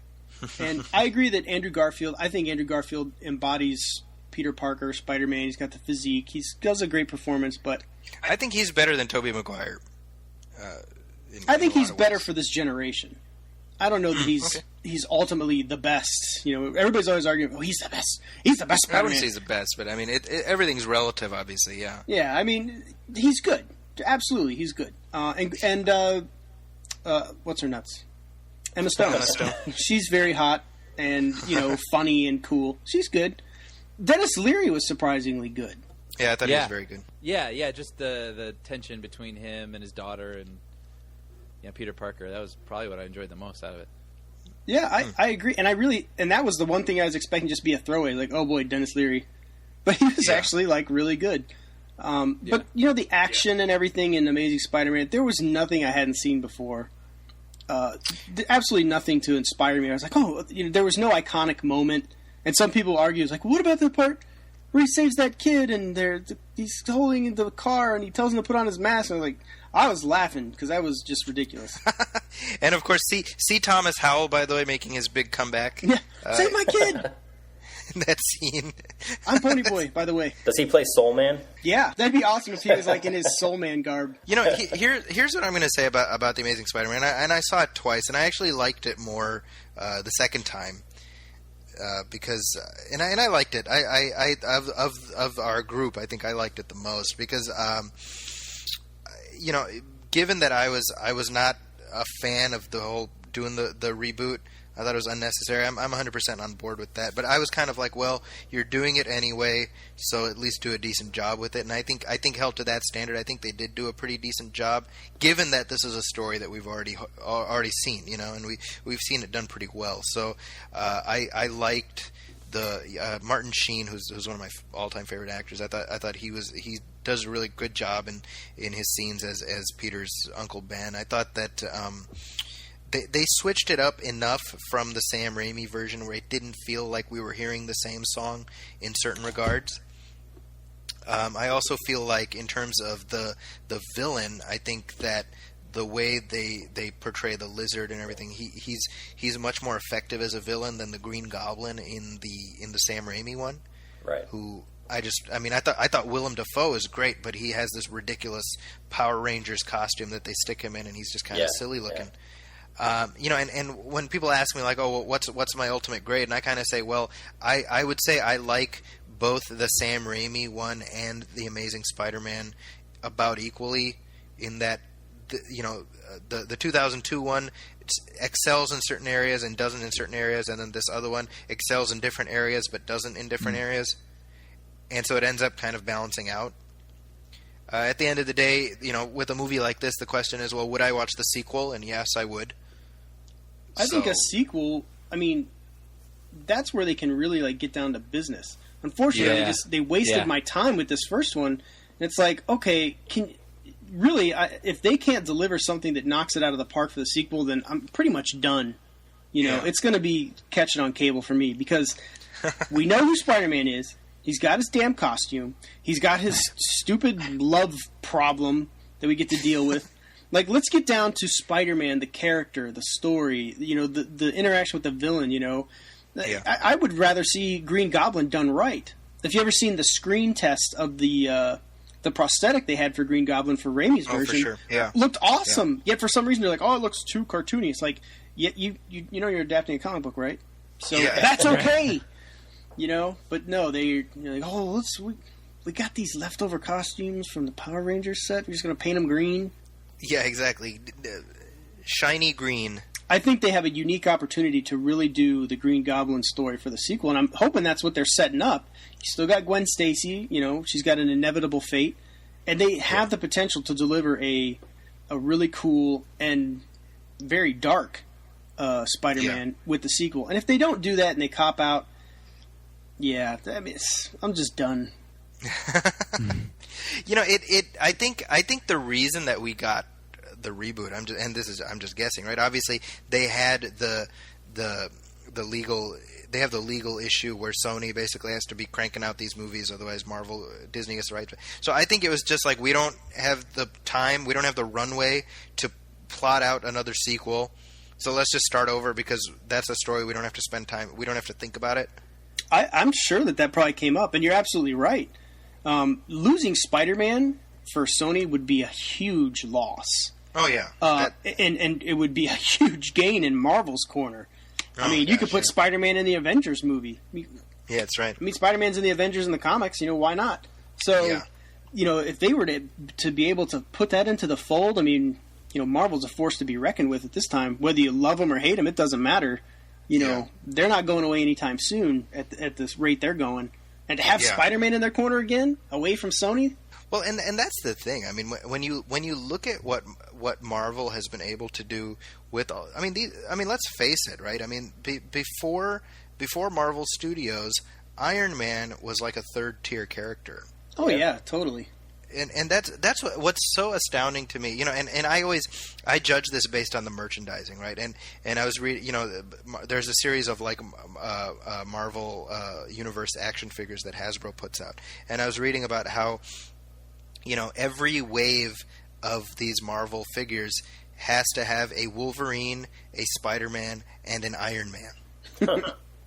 And that to me is like a measure of how this character has just transcended the form. I mean, it was, it used to be one of those things where, like, if you knew who Iron Man was, you were like already kind of nerdy. If you knew Iron Man's real name, oh man, you were way in there. But it's like, I mean, people know Tony Stark the way people know Clark Kent or Bruce Wayne. Yeah.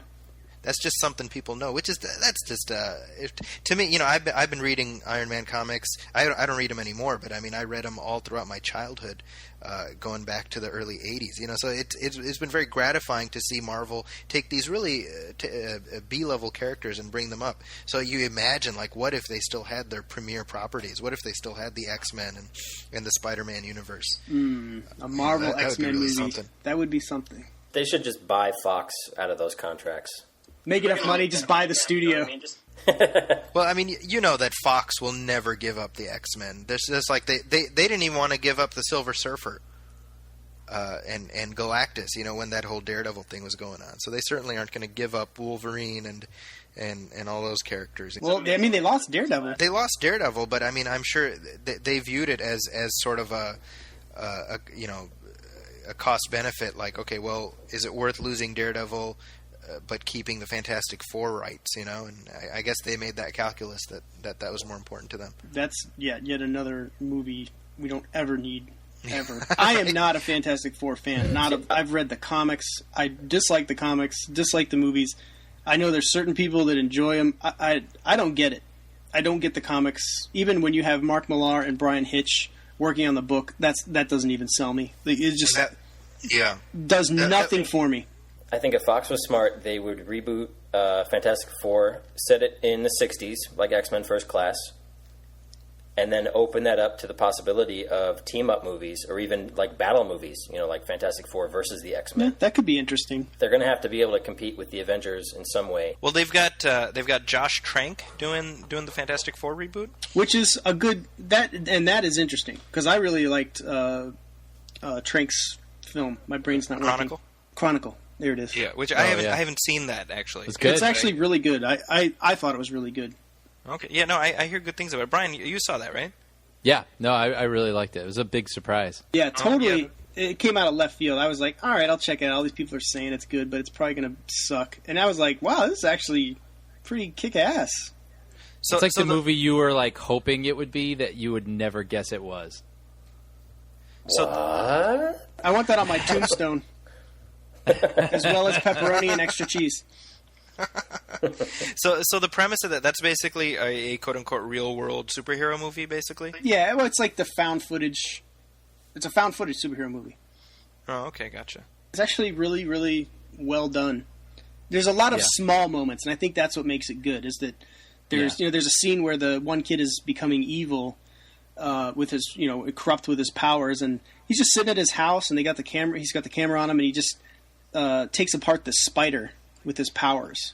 He just disassembles it in the air, and it's like little moments like that. They basically build up everything else within the film, because a lot of times you just get the grandstanding and the big moments, and you lose sight of like who these characters are and what makes them the characters they are, and it's those little moments, and so often it's like the contrast of that would be like Michael Bay's Armageddon, where it was like they land in a Russian space station. First off, oil drillers on a spaceship to begin with.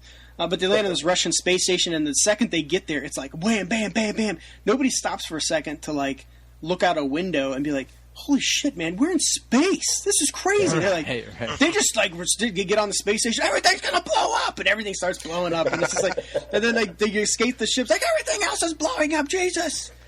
Like nobody takes a second to develop anything. It's just literally it is a movie of explosions after explosions after explosions. I saw Armageddon literally just 3 days ago. So what you're saying is like 100% right. that is that movie. It's so sad because there's just such potential. Michael Bay shoots the hell out of his movies. He's got a visual eye. But when it comes to characters, or it comes to pacing, or it comes to the little moments, they simply don't exist. Well, we talked about this last time. I mean, Michael Bay is not a storyteller at all.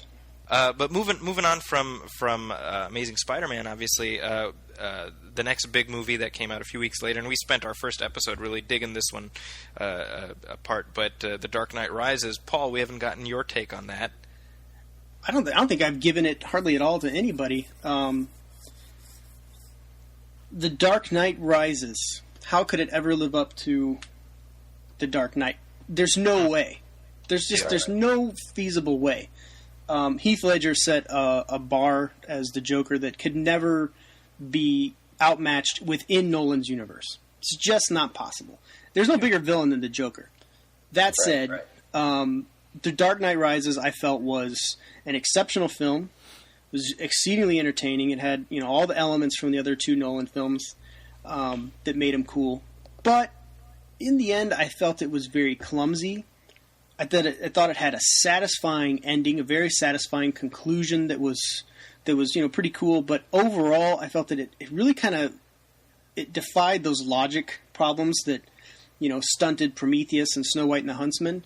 There's a lot of moments where I'm just kind of like, what? Yeah. And it really defied a lot of the traditions that were set up in Batman Begins. Yeah. And just within the Batman mythology alone, that kind of discredit it. And chief among them would be Bruce Wayne and Alfred's relationship, where Alfred just disappears in the middle of the movie. Oh, yeah. Alfred does not leave Batman. I've been reading Batman comics for 20 years. I've never stopped. I've read them since I started reading comics as a kid. Wow. Alfred does not disappear. Yeah, exactly. Alfred is the surrogate father of Bruce Wayne. He's not going anywhere. Bugged the crap out of me when I watched it. Yeah, and the fact that they end it that way, that's just never happened. Yeah. And you can say, well, it's a movie, and this was Nolan's. Like, well, that's great. But it also was a comic book for like 60 years or whatever before Nolan came around. Yeah. There's certain things you have to pay attention to, and it defies that relationship. So that was one big problem for me. The other big problem that bothered me was the fact that they kind of ruined The Dark Knight by opening the film saying, well, that was it. At the end of Dark Knight, when he rode off, that was the last time Gotham ever saw Batman. It's like, well, that blows, because when it ended, that's when I thought he really became Batman. Yeah. Like when he fully embraced who he was, which was an outsider, that he was a vigilante. He wasn't, this dude that works with the cops in a costume, It's like, no, he's Batman. He's this mythological thug that, exists outside of our realm. Yeah. But instead they say, no. At the end of Dark Knight, he just developed a limp and grew a beard and hung out in his house forever. Right. And it's kind of like, well, that's retarded, because, that means that he was basically Batman for like 3 or 4 years, which doesn't give you mythological status in Gotham. That just makes you some weird dude that showed up for a couple of years in a costume and then disappeared. And then you have like these kids that like are drawing the chalk symbol of Batman. Like, how the hell do they know who Batman was? Yeah, we talked about that. Yeah, in the first This is episode. sounding very familiar. Yep. Yeah, that's right, Brian. Have you, you think he's coming back? Like, who? How the hell do you even know who Batman is? Oh, I read about him. So that really bothered me because you had this potential to create that legacy of Batman that really would have made him matter. And then, one other thing with the Alfred thing that I forgot to mention was in Batman Begins, they set up that tone of, or that back and forth between Bruce and Alfred, where he's like, you never gave up on me. And Alfred's like, never. Well, until the third movie, then I'm giving up on you. That's when it will happen. So it really just didn't make any sense to me. And it's like, I saw that, honestly, as a really missed window to tie those three movies together by Nolan and co. Because they're like, it's like they forgot. They're like, oh, crap, that's right. We did see that in Batman Begins, didn't we? Hope everybody forgets. Well, the thing is, I would have been okay. If you remember in the course of the film, right? Batman he comes back after the 8 years, right? So again, we talked about this in the first episode, but just to recap, in the Nolan timeline, Bruce Wayne is Batman for about a year, and then a day 8 years later, and then another day like 5 months later. That's the entirety. That's the totality of his career as Batman. But so he comes back like for the day, right, and then he disappears again because he's gotten his back broken and he's off in that hole, right? And we don't even get like that. We don't get that reaction shot of Alfred like wherever he is. No, because he's in Europe sipping tea and shit somewhere. Well, that's the thing. I mean, we don't get him like trying to get back into the city, something. As opposed to, he's off in Italy or whatever, like, sipping tea, and he's like, well, it's too bad about what's going on in Gotham, So true. And what you said about the betraying the ending of The Dark Knight, I mean, we mentioned this in the first episode, but I mean, in the time since, I've had, like, more time to percolate on this, and it just bugs me more, because exactly that, like, it's not even a betrayal of the character; it's a betrayal of the earlier films, and that's what does bug me because I totally agree with you. Where it's like I think it's a cop out to be like, oh, this is Nolan's take on the character because it's like, oh, well, this is like I'm making my Superman movie. This is the one where he like molests children. And it's like my take. It's like, well, no, but you still have to have fealty to the character as he exists. Well, and his setup is just, I mean, in Batman Begins, I can hear Liam Neeson's voice in my head, when he's saying, you become a legend, Mr. Wayne, but you only got to be Batman like 4 times, and that's legendary status. So that's all it's going to take. And I will find you. But it's like that does not create legendary status, man. That doesn't give you a statue in City Hall at the end of Dark Knight Rises. It really was a missed opportunity. And I think that for all of Nolan's skill, I think Dark Knight Rises revealed that, hey, he is a flawed director, or can be a flawed director, just like any of the best. He still delivered a completely entertaining film. Yeah. I thought there's plenty of moments. I thought the fight between Bane and Batman was really cool, and a good ode to Nightfall. And then, I thought that the ending was satisfying, although I thought Bane kind of went out like a bitch. Yeah. I thought they built up Bane to be this hulking, presence that was, pretty scary. Then Batman just kind of comes back and whoops his ass, and he should have learned some kind of signature move or something to beat Bane. Instead, it was kind of like, well, all right, this time it's going to be different. But there was nothing that really showed that. It's like, well, I was in that hole and did some push-ups and some pull-ups, so I'm ready to beat you now. And now I've realigned my spine. Yeah, I mean, it's like, he didn't get like Mr. Miyagi to teach him how to break ice or anything like in Karate Kid 2. Like, he should have got some signature move to like take Bane down. Instead, he just beat him up. And that brings me to probably the next and the biggest out of the 3-part problems I have with Dark Knight Rises, and that is Nolan and the other screenwriters forgot that Batman's moniker is the world's greatest detective, not the world's greatest idiot. By the end of the film, when he gets stabbed by Talia, he should have known. It should have been, I've known the whole time, rather than, what the shit, you're Talia? That was just ridiculous. I mean, this is Batman. He found out Catwoman's identity with it, just limping down to his computer, and he's like, oh, you're Selena Kyle. But here he's like, oh, you're Talia. but it was a boy. It was Bane. It kind of goes against the whole mythology of Batman always being one step ahead. See, he should have, like, when she stabbed him, he should have like whipped off his armor, and there would be like armor underneath, Yes, or like something. Marty McFly in Back to the Future 3. It should have And been. it'd be like it was dun a total, dun dun, You know, and Nolan's always following the magic act part, of his films, and they all kind of follow that. But it wasn't there for this. That should have been the third part where Batman reveals, "I've known all along." That's a good call. I never was. I didn't think I never about had that. That's a really limp, true. or I never had this. Like, it's always been this ruse. That to me would have been like the "aw shit" moment. That would have been the spinning top of Inception. Instead, I'm just kind of like, he doesn't realize it's supposed to be Batman's supposed to be smart. He's not a thug. And I think they really missed that aspect. So entertaining. I'll be honest. Like, a lot of your criticisms, I think, are totally on point. But I never thought about what you said about the Talia thing. I think that's really true. I think that's very well said. Hey, Brian. Yeah. Brian, how many parts are there to a magic trick? There are 3 parts to a magic trick. Second part's called the Prestige. Do you have to say that as Michael Caine? I think Yeah. anytime you're There's you're gonna do Michael Caine, you have to do the. Yeah, there's no other reason to even say those sentences if you're not going to say it in his voice. Hey, Now, I have to Brian- go. I have to go on this tangent real quick. Yeah. You went to Call of Duty Page.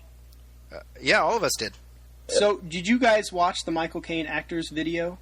Oh, no, yeah, I've heard yeah. about this from you. Yeah. No. Sean, did you see it, or Brian? Did you guys see it? Yeah, you showed it to No. me, yeah. It's worth YouTubing to anybody, listeners included. The Michael Caine acting school. There's a scene where where he's teaching you how to act, where he looks at the camera and he's like, "Do you see what I did there?" And he's just looking at the camera. He's doing nothing.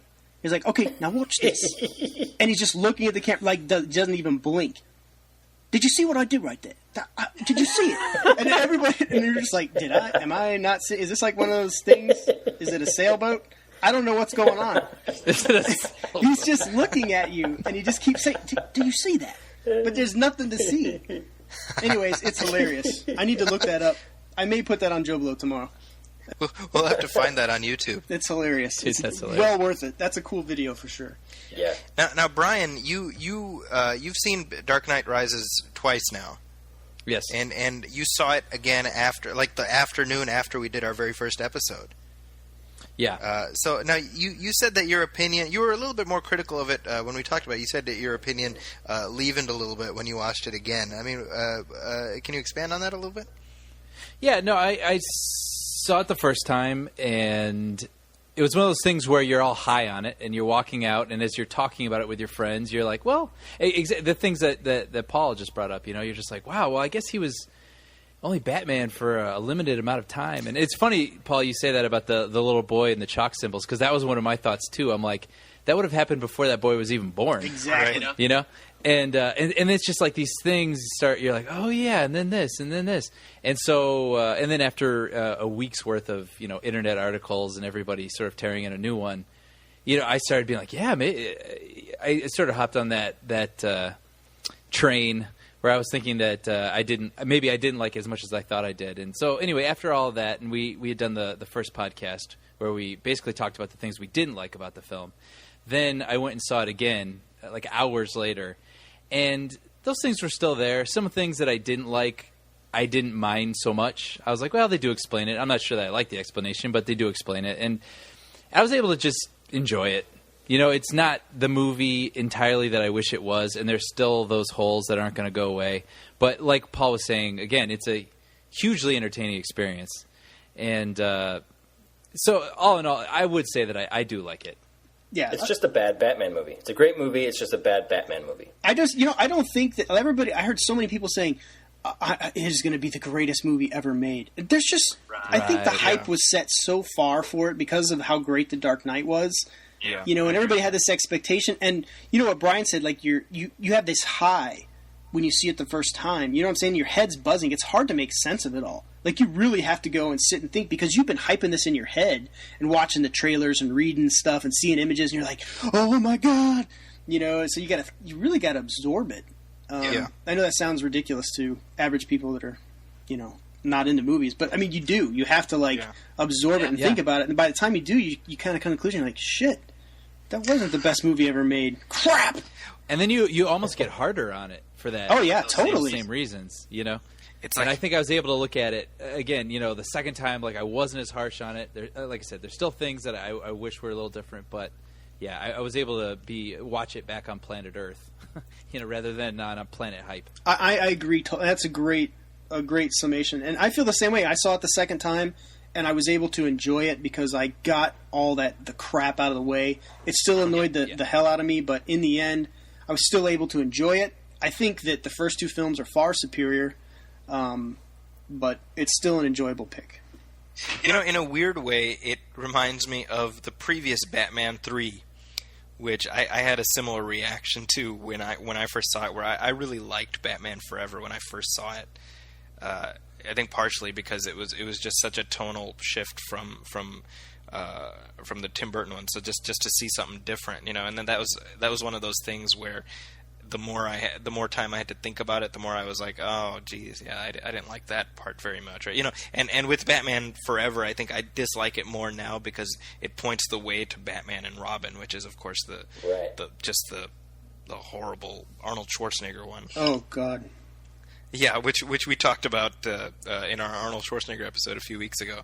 But when you compare the previous Batman 3 to this Batman 3, I think it says something about the fact that this is how high Christopher Nolan has raised this franchise, that we're able to look at The Dark Knight Rises and say it is disappointing when it stands head and shoulders above Batman Forever. Oh, absolutely. I still think I would go as far as to say it's a great film based on just the technical, the aesthetic, the acting. I would go out as far as to say it's great.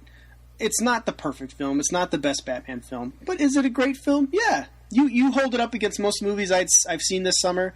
It's at least 2 or 3 in order. Avengers being number 1 for me. No, I agree with that. Yeah, for sure. And then just a few weeks after Dark Knight was, of course, Total Recall, which the rest of us movie film guys we sort of eviscerated a little bit a few weeks ago. But Paul, I know you have stuff to say about that. So I'm very much interested in your take on the new Total Recall. Again, we talked about RoboCop earlier. Verhoeven, I think, he's just a phenomenal filmmaker. He has just such a unique take on things, and his style is unmatched. And it was him, coupled with Schwarzenegger, that made Total Recall what it was. Between those two, they were the harbingers for that film, and they got it made and made it as well as they did. And the satire and the violence was a huge part of that. I mean, take away all those blood squibs in Total Recall and the mutants and Mars, it's not really that good of a movie if you take that stuff away. Yeah. So apparently they met for the new remake and they said, well, let's take all that stuff out. Let's take away Mars. Let's take away the blood. Let's take away the excessive violence. And we're basically going to make, we got Len Wiseman, so let's just make Live Free or Die Hard in the future. And that's essentially what the Total Recall remake is. And that's not a good thing. The best thing for me about the Total Recall remake was Kate Beckinsale, who was I agree there. Smoking hot, no doubt. But, I mean, as a villainess, I thought she was really cool. And as being Wiseman's wife, probably got, the shoulder of the cool shots and stuff and had a lot of the cool slow-mo stuff. And I just thought she was really cool. And hot. She should have been I don't know if I mentioned that. She's also hot. But, good God. The story, can you guys? Did everybody here see it? I think it's just you and me, Paul. I mean, I consider myself an above average intelligent person. I'm never going to cure cancer, but I consider myself above average intelligence, and I don't know what the hell that movie is about. I don't understand the story, the plot, and so much of it is because it's illogical, and the other part is just that it's way too convoluted than it needs to be. They tried to turn it into this sci-fi thriller, but then they're like, yeah, but it's a huge action movie. Like, which one is it, man? Like, where are you going? And it's just riddled with cliches and stereotypes. And honestly, I was bored from start to finish. It did absolutely nothing for me. It was just such a waste of every single department that worked on that film. Like, everybody that worked on that film was like, I'm glad they were able to pay their mortgage or their rent or whatever, but you can't feel good about that movie. You can't walk home and be like, man, we really made some cinematic greatness today. It's like, we knocked it out. we pretty much just like took a shit in front of a theater and charged people money for it, because that's what Total Recall is. It doesn't have any redeeming qualities other than Kate Beckinsale. I'll never watch it again. If it's on HBO, I won't even like leave it on just to catch the Kate Beckinsale parts, because my sock drawer is probably out of order, and I probably could go pair up some socks, and that would be better, worth my time.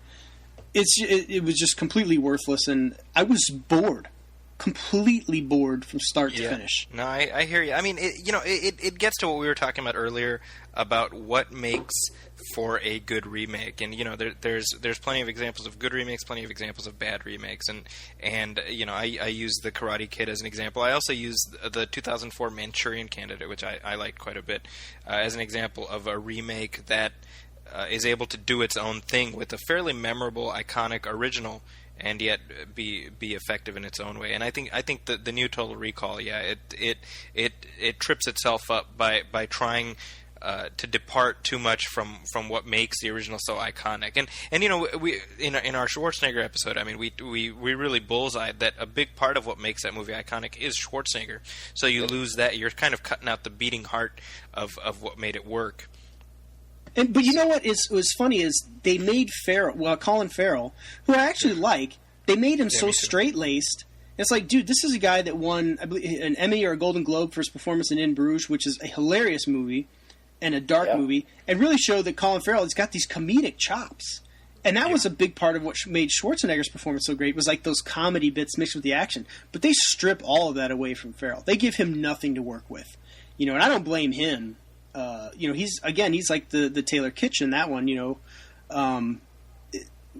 He's a face. He's a body. Well, it goes to what you're saying. I mean, he comes relatively cheap. One would assume. Sure, absolutely. And I mean, I think Colin Farrell. The problem he has, I would say, is that he's a character actor trapped in a leading man body. I think he's much better in these side character roles. I mean, I thought he was excellent in Horrible Bosses. I thought he was fun in Daredevil. He's great in these roles where he's not required to carry the film.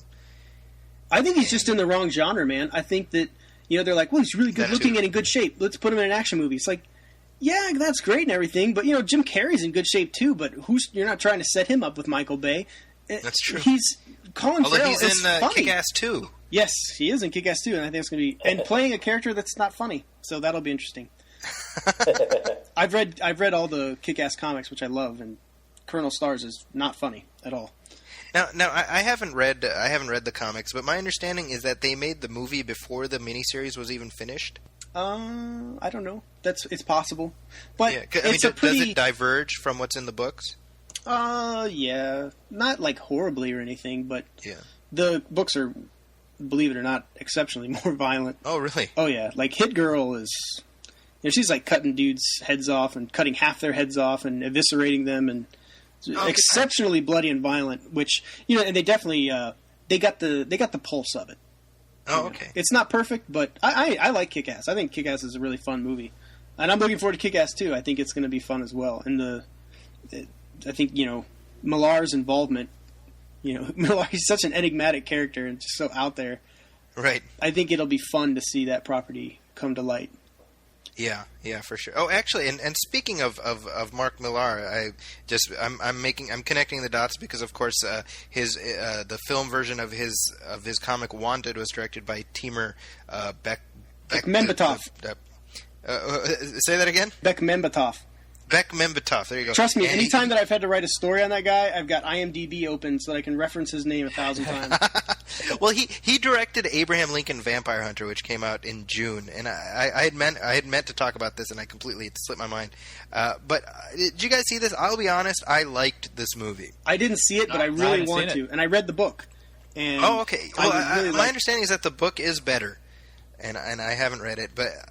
It's absolutely stupid. I mean, obviously, but for what what I would say is that it's probably the best movie you're going to get with the title Abraham Lincoln Vampire Hunter.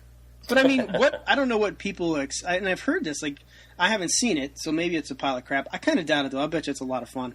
And really, it was just a matter of me just not being able to get out and see it. Based on summer movie season gets busy, and those of us that have kids and stuff, and not to discount anybody that doesn't, but I mean, it's difficult. When you got to hire somebody to watch another somebody to go see a movie, makes things very difficult. I'm with you. Regardless, I really wanted to see the movie, and I had read the book. I didn't think the book was that great.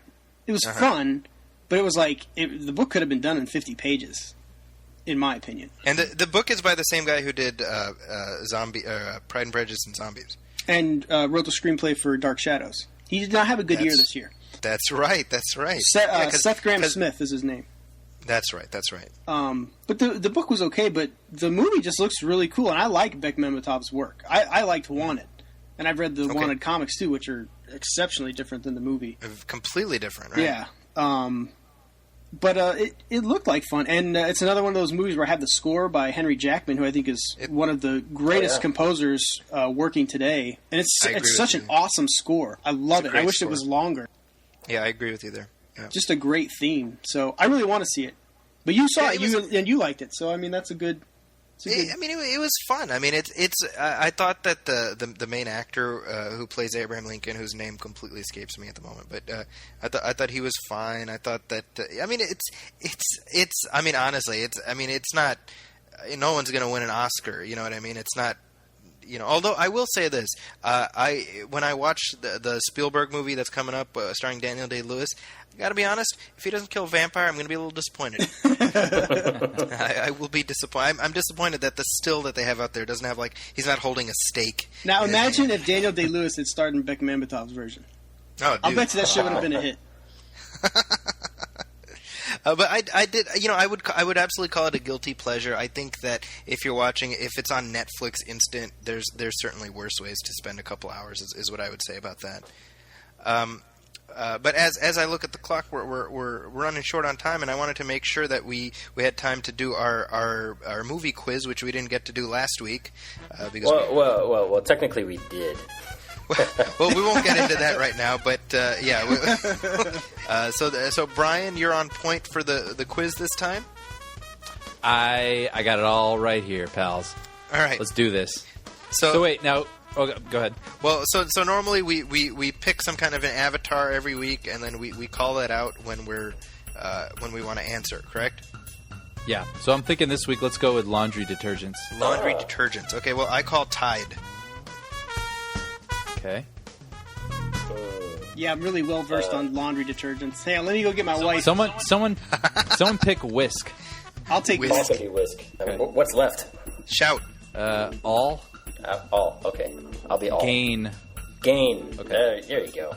Okay. This is riveting listening, by the way, guys. As we're all right. Yeah. Well, here's the thing. Since we're talking about summer films, I thought these questions would the theme will be films that underperformed this past summer. Oh, nice. So these are going to be questions that have to do with films that underperformed this summer. Okay. Does Paul know the rules? I just wing it. Whisk. Probably explain the rules to Paul before we start playing. Whisk. Yeah, no, I'll read the question and call out your laundry detergent, and whoever gets it first gets the point. And those are the rules. Okay. If we answer correctly. We don't just get a point for saying whisk. Correct. No. Whisk. All right, here we go. Ready? Participation points. No, okay. So, question number 1. Which actor co-wrote The Watch? Tide. Oh. Zaki. It's I don't know, actually. All right. Sean, I believe you were second, right? No. Whisk. No, Paul called Whisk. Come on now. Oh, Paul. Oh, I'm sorry. It was Seth Rogen. That is correct. Oh. Is that right? Wow, I didn't know that. Okay. Yeah. I didn't know that. It was actually the other one, too. The Superbad team. Yes. Him and his writing partner, Evan Goldberg. Last name is Goldberg. They did Green Hornet together. Oh, that was a great movie. Yep. All right, question number 2. How many films have Tim Burton and Johnny Depp worked on as actor and director? Gain. Sean.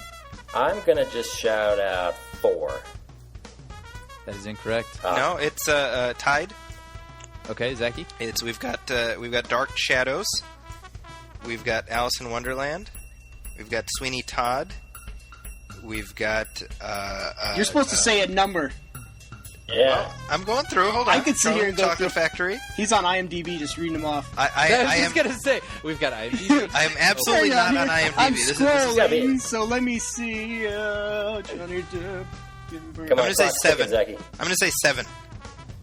That is incorrect. Paul, take this I'm one. going to go with 8. 8 it is. Oh, Bam! Wow. fine, Paul. All right. It's, real quick, I'll say them. Dark Shadows, Alice in Wonderland, Sweeney Todd, Corpse Bride, Charlie and the Chocolate Factory, Corpse Sleepy Bride. Hollow, Forgot about Ed Wood, and Edward Scissorhands. I actually Forgot love about Sleepy Corpse Hollow. Bride. I hated it when I saw it in the theater, and I love it now. It is, Why is that? I don't know. It's just grown on me. I love the gothic look of it. It's one of the times where I think that Burton's look and style really fit the tone. It suited that. I think if you go back and rewatch it and you like let it be more style than anything, it's a lot of fun. I'll have to check it out. I haven't seen that since it came out. So, I hated it in the theater, and now I love it. Interesting. Go ahead, Brian. All right, Next we're question. ready for question 3. We have Paul leading here 2-all. Wow. All. Did anyone do all? No. Anyway, moving on. Question number 3. We all know that before Men in Black 3, Will Smith's last film was 7 Pounds. It's been a few years since that film was released. What year did 7 Pounds come out? Gain. Sean. 2008. That's correct. Wow. Get off me. Point to Sean. Big Will Smith. Okay. Yeah. Okay, now this... okay, question 4. As of today, September 5th, 2012, what is Battleship's current domestic box office total? Whisk. Whoever gets it the closest. Whisk. Okay. Okay, Paul? Gain. 50 million. Gain. Okay. Sean? 78 million. Okay, Zaki? I'm going to say 60 million. Well, Zaki is going to get the point for this one. He's closest. It is $65 million Wow. dollars here. Yeah. Domestic. Eat it. That's it. Yep. That's. Worldwide total is $302 million. That's not So bad. I mean, So- they ended up earning their money back on it. That's so- that's a DTV sequel right there. Yeah, I was about to say. Yeah, exactly. Yeah, yeah. Now, the budget was $209 million, reportedly. Yeah. So- So, I mean, Never mind. what were they thinking? Why would you spend that kind of money? Oh my god. They're like, it's a board game. People have been playing it for years, man. Oh my god. That's Yeah, Rihanna's in it. Box Come on. office smash. yeah. That's like they were like Rihanna's in it. That's like 30 million box office right there. Yeah, somebody had a chart sheet of like how many albums she sold. Like, it's a done deal, guys. Oh, totally. You know there was like a grid. Yeah. Well, that movie is just. Yeah. I mean, we talked about it already, but that's just that's like a Happy Meal toy before they've even got the script written. You know. Oh, yeah. Yeah. Okay. Go ahead, Brian. All right, here we go. We got question number 5. Last question. The question is, why do I cry at night? Gain. Sean. I'm just kidding. I don't have an answer, but I am open to solutions. All right. The real question number 5.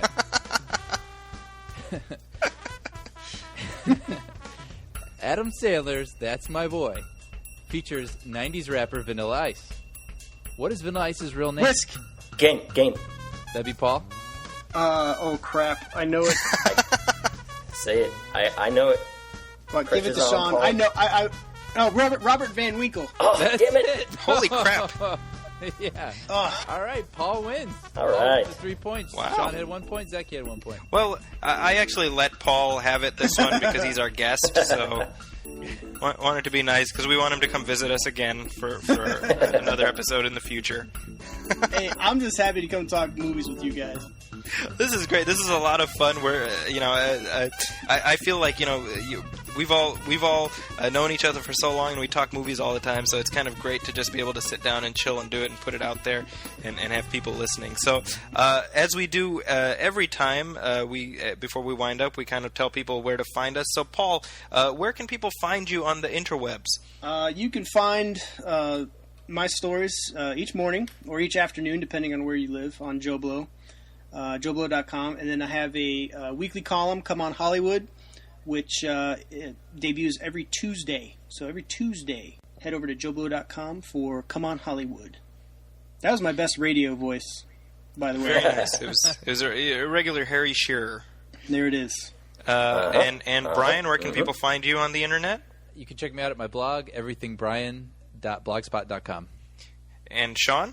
www.moosehub.com. And I can, of course, be found at my blog, which is zakiscorner.com. And I wanted to throw in, actually, a little plug here. I do a feature every week called Nostalgia Theater, where I look back at some of the nostalgic artifacts from my life. So this is old-timey sitcoms or dramas or cartoon shows, things that I remember, and I like to wax philosophic about them. So I'm always looking for suggestions if people want to shoot them my way. And also, if you have any comments about our show, please do drop us a line. I've keep meaning to set up a dedicated email account. I have not done that yet, but I will by the time we have our next episode. Until then, though, you can email me personally at Zaki@zakiscorner.com. And Wait, are we allowed to plug anything we want? Well, within reason, I suppose. I want to plug the movie Twister. Okay. It's Bill Paxton, Helen Hunt, one of Jan de Bont's finer directorial efforts. It's a fun movie. Thanks, I'm Sean. plugging it. That's Sean phoning in from the year 1996. I would like to plug Scarlett Johansson. Is that the same thing that we're talking about? Not exactly.